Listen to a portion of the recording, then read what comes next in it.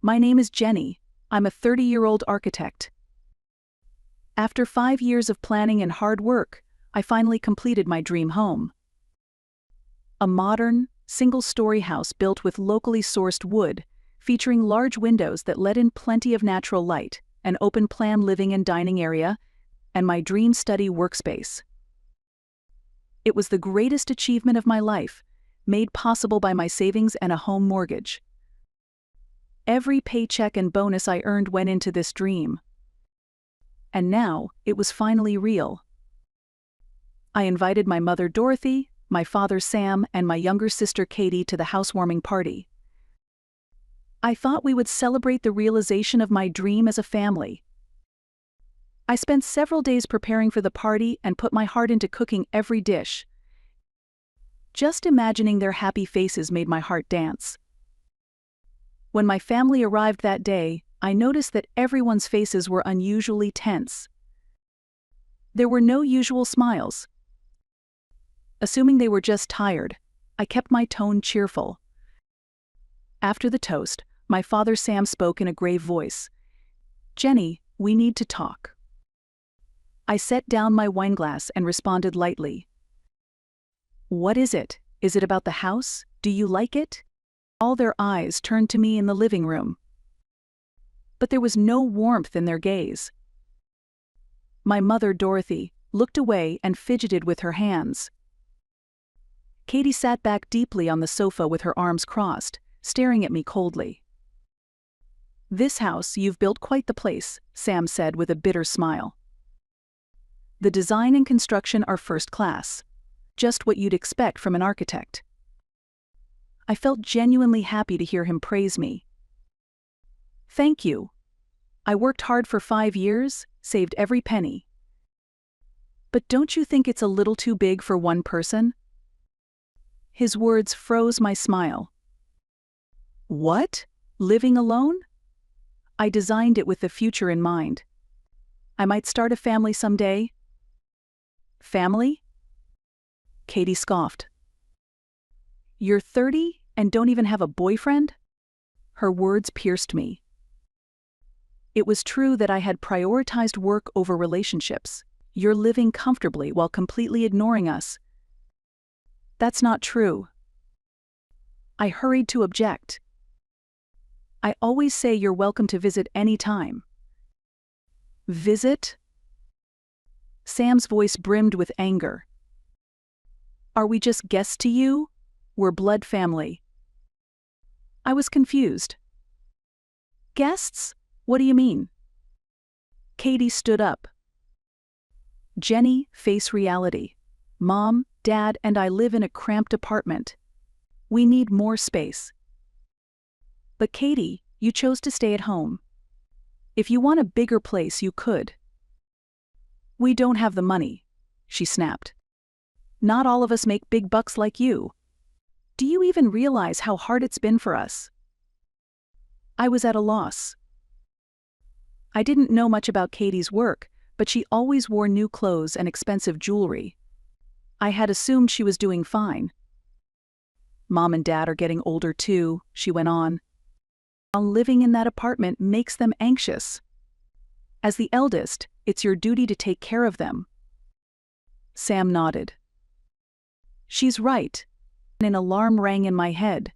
Something about this whole conversation felt rehearsed. "What exactly do you mean by taking care of them?" I asked cautiously. Dorothy finally spoke, her voice heavy. "What we mean is, we want to live here." My heart began to pound. A bad feeling crept over me. Sam stood up and glared down at me with authority. "Get out of this house." I couldn't believe what I was hearing. At my housewarming party, in my own home, my father was telling me to leave? What? This is my house. I designed it, I paid for it. This house should be used for family. Dorothy nodded. "You're alone. You can live anywhere." With a triumphant look on her face, Katie said, "I'm going to make this study my room. It's such a lovely space." I was stunned. They were trying to claim my home as their own. You must be joking. This is the house I designed over 5 years and poured my entire life savings into.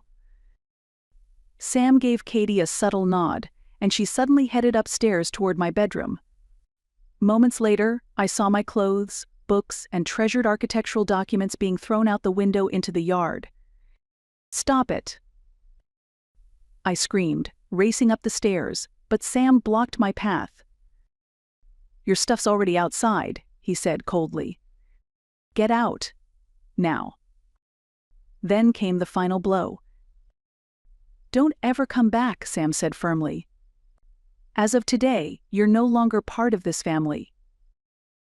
My hands trembled as I gathered my scattered belongings from the yard. Neighbors watched with concern, but I couldn't bring myself to say a word. As I stuffed everything into my car, a chilling realization settled in. I had just seen my family's true colors. That night, I took refuge at a friend's apartment. But I still couldn't process what had happened. To be kicked out of my own home by my own family felt like a nightmare. But it was real. A calculated ambush by the people I trusted most had left me homeless. I couldn't stop crying. But somewhere deep inside, a quiet voice whispered, "This isn't the end." And in that moment, I decided I would fight back to reclaim what was mine. 3 days after I was thrown out of my home, I sat at my friend's apartment, working through possible next steps. That's when my phone rang. The screen lit up with the words, "Atlas Reserve Bank, the bank that handled my mortgage." "Ms. Jenny Hansen? This is an urgent matter regarding your mortgage." The representative's voice was filled with tension. "There has been a recent request to add co-owners to your loan agreement. Was that submitted by you?" My blood ran cold. Co-owners? I never submitted any such request. I suspected as much. We conducted a handwriting analysis on the documents, and it strongly suggests your signature was forged. Mr. Sam Hansen is listed as the primary applicant, and the forms claim you gave full consent. My father, Sam. Of course. It was all a calculated plan to steal my home. Please tell me everything. The first application was submitted around 6 months ago. It began as a temporary residency request, citing your need for family caregiving support. Then a request was made to list co-owners for shared loan responsibility. Finally, we've just received a draft for a complete transfer of ownership to a single name. I was shaking. 6 months ago. That meant the housewarming party had been a setup from the very beginning, a trap to drive me out. We've put all requests on hold for now, the representative continued. Given the fraudulent nature of the documents, we are considering reporting this to the authorities. As soon as I hung up, I accessed the home security system I had installed. When designing the house, I had made security a priority, placing discrete cameras in each room and around the property. I had never told my family about the cameras. I doubt they even knew they were there. As I reviewed the footage, a horrifying truth came to light. 3 weeks before I was forced out, they had already been using spare keys to enter my home without my knowledge. The footage showed Katie rearranging furniture in my study and measuring the room with a tape measure. Dorothy and Sam were in the master bedroom, discussing where to place the furniture, as if it were their home. But what I could never forgive was seeing them rummage through my work desk drawers, digging through personal files. They had gone through my mortgage documents, the deed to the house, my stamp registration, everything related to the ownership of my home. My knees nearly buckled in front of the screen. The family I had trusted had been doing all this behind my back. They didn't love me as family. They saw me as a resource, something to be used. The dream home I had spent 5 years building through blood, sweat, and tears. They were trying to claim it as their own. I couldn't stop crying. But it wasn't sorrow that consumed me, it was fury and despair. And under that, a rising fire of resolve. I immediately contacted utility providers and had the water, electricity, and gas shut off. All the contracts were under my name, so it only took a few phone calls. The next day, Sam called me in a rage. "Jenny, what the hell are you thinking, cutting off the utilities like that? You have no right to say that. You're trespassing in my home." I replied coolly. "And what about the forged documents submitted to the bank? Care to explain that?" I heard panic on the other end of the line. Sam was whispering to someone nearby. "You're really going to report your own family to the police? If we're family, why did you go through my deed? Why did you submit forged documents to the bank?" That was. Sam's voice trembled. "Jenny, you live in a huge house all by yourself. We're crammed into a tiny apartment. We're suffering." He was scrambling to justify it. "We're family.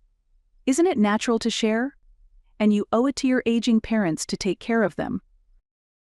"Owe you? You've always been stubborn. We figured even if we asked, you'd say no. And that justifies forging my signature?" I let out a cold, bitter laugh. "You've been planning this for 6 months. You manipulated and lied to me the entire time.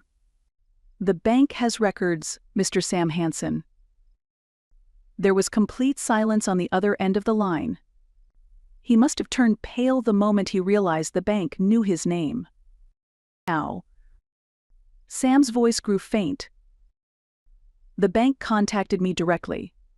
About the forged documents." I explained flatly. "Your plan was doomed from the beginning." "Jenny, wait. We're family, aren't we? You're our daughter, our blood." Sam pleaded desperately. "If blood really means something to you, then why did you betray me?" My voice turned ice cold. "If we're family, why did you try to destroy my life?" I said firmly and without hesitation. "From now on, communicate through my lawyer. I will not speak to you directly again." And with that, I ended the call. But the real fight was just beginning. That night, my family sat in the dark, in a freezing house with no heat or hot meals, using flashlights to get by. A few days later, they finally left the house. But they didn't retreat quietly. The following week, when I returned to the house, I found a large sign taped to the front door. "The owner of this house has abandoned her family and gone missing. If you know anything, please contact us." They were spreading lies around the neighborhood, telling people that I had deserted them, that they had nowhere else to go. Sam had even contacted the local 211 hotline, falsely claiming that elderly parents had been evicted and left homeless. Katie had taken to social media, posting, "My sister kicked us out and took the house. We have nowhere to go," trying to win sympathy from strangers. My reputation in the neighborhood was on the verge of complete ruin. If word spreads around here, it could start affecting my work. So I made a decision. Until everything was resolved, I would keep my distance from the house. Their manipulation of public perception was so effective. I now felt like I couldn't even approach my own home. If things continued like this, I'd become the villain in everyone's eyes. There was only one path forward now: fight back with the law on my side. Armed with the bank's records and security footage, I visited a well-regarded law firm in the city. Nathan, a veteran attorney known for handling real estate disputes, listened to my story with a deepening frown. "This is a clear case of document forgery and unlawful residential intrusion," Nathan said firmly. "We'll begin by filing a formal complaint and proceed with an injunction request." Under attorney Nathan's guidance, we crafted a comprehensive legal strategy. First, we submitted an emergency injunction to prevent my family from entering the property. Next, we prepared a criminal case for document forgery. And finally, we began laying the groundwork for a civil suit to claim damages. In the midst of all this, I received a call from an unknown number. "Is this Ms. Jenny Hansen? I'm calling anonymously, but I have something important to share." The voice was altered through a voice modulator, but I had the impression it was a woman. "It's about your family's plan. I'm sending you an audio file by email. The password is Justice." The call abruptly ended. A few minutes later, an encrypted file arrived in my inbox. I entered the password and opened it. It was a recording of Sam and Katie talking. The timestamp was 1 week before I had been thrown out of my home. Sam's voice came first. "Jenny's house is worth more than I thought. The appraisal came in at $450,000. Then came Katie's voice. "If we can transfer it under my name, we can sell it and liquidate it immediately. Jenny's an architect, she can just build another one. The paperwork we submitted to the bank is flawless. All those weeks of practicing her signature paid off. It's indistinguishable. But what if Jenny resists? She's always been quiet. She's never once gone against her family. A little pressure, and she'll back down." The recording lasted around 20 minutes and laid bare how meticulous and deliberate their plan had been. Nathan's eyes widened as he finished listening. This is a smoking gun. Their intent, methods, and conspiracy are all recorded clearly. With this, we will win.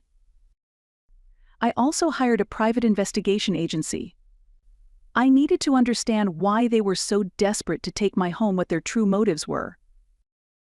Paul, a seasoned PI, uncovered the truth in just 1 week. Mr. Sam Hansen was investigated for embezzlement at his company last year. He was demoted, and his salary was cut. And Ms. Katie Hansen has racked up massive debts. She was apparently being harassed by underground lenders. The report laid bare the hidden side of my family I had never known. In short, they were all in serious financial trouble. And your home looked like their only way out. Paul said sympathetically. They knew that if they asked me honestly, I'd say no, so they decided to steal it instead. With all the evidence secured, we were ready to strike back. But then, something unexpected happened. The same unknown number that had sent the audio file called again. This time, the voice was unaltered.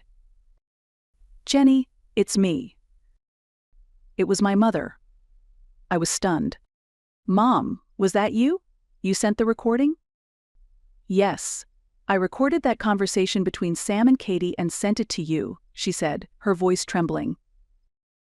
I was against this plan from the beginning.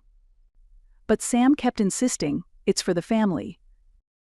My thoughts were spinning. "But you supported them that day. You stood there with them, blaming me. You helped throw me out." "I had no choice," Dorothy said, her voice breaking further. "Sam threatened me. He said, if you ruin the plan, I'll report you to the police as an accomplice. I was terrified that if I helped you, he'd drag me down with us." My hands trembled as I clutched the phone. You were being threatened too?" "I didn't know what else to do," she sobbed. "But I couldn't abandon you completely. So I decided at least to leave behind some proof." Her voice shook as she explained. "It started about a year ago. Sam began acting strange. There were issues at work, his salary was cut, then we found out he had co-signed on Katie's gambling debts. We were barely getting by." "All of that?" Sam was desperate. He kept saying, "Jenny's house is the only way out." At first, he just talked about asking to live with you. But then it turned into, if we just change the name on the deed, everything will be solved. Her voice grew smaller and smaller. When I said, "That's a crime," Sam changed completely. He said, "Your family, aren't you? It's only right for Jenny to sacrifice for us. If you oppose me, I'll turn you into the police too." Tears streamed down my cheeks. My mother had been fighting her fears alone. "Why didn't you tell me, Mom?" "I couldn't," she sobbed. "Whenever I tried to reach out to you, Sam would threaten me, 'Don't interfere.'" "That's why you made the recordings?" "Yes. I recorded every time they talked about the plan, secretly, on my phone, hoping that someday I could use it to help you." My heart swelled with emotion at my mother's courage. "But that day, when you looked at me so coldly, I truly felt betrayed." Dorothy broke down in tears. "When I saw the pain on your face, it nearly broke me. But I had to keep up the act, or Sam would have become suspicious and discovered I was recording. And then, I really wouldn't have been able to help you." Imagining the torment she must have felt, I began to cry as well. "You were a victim too, weren't you, Mom?" "Jenny, I'm so sorry. I failed as a mother. I couldn't protect you. No, I couldn't even pretend to." She kept blaming herself. After a long silence, I made my decision. "Thank you, Mom. If it weren't for you, I never would have gotten the proof I needed. You did protect me." "Jenny, you weren't just a victim, you were on my side. I'm only going to press charges against Dad and Katie." I heard her sigh on the other end. "Thank you, Jenny, but I know the wounds I've caused run deep. I don't expect forgiveness right away. I'm going to start cognitive behavioral therapy. I need time. But thank you," I replied. And so, my legal battle officially became one against only my father and sister. We prepared the criminal complaints, the civil suit, and the complete set of evidence files. The case was finally going to court. Nathan was confident. "With this much evidence, there's no doubt we'll win." And this case, an egregious example of real estate fraud, could also serve as a deterrent to future crimes. I knew, at last, the time had come to seek justice. And then, the day of the trial arrived. One by one, the pieces of decisive evidence were presented. Security footage, the forged documents submitted to the bank, and the audio recordings Dorothy had secretly made of Sam and Katie's planning. But the true turning point was my mother's testimony. "I was against the plan from the beginning. But my husband threatened to report me to the police as an accomplice if I resisted," she said through tears. "I still wanted to protect my daughter, so I recorded their conversations in secret. Jenny has done nothing wrong." Then came the testimony from Paul, the private investigator. He presented Sam's history of financial misconduct, Katie's $30,000 gambling debt, and even a detailed plan outlining how they would sell my house to repay those debts. The defendants exploited the plaintiff's goodwill and love for her family to maliciously steal her assets. Nathan declared in his closing argument, his voice ringing throughout the courtroom. The ruling was a complete victory.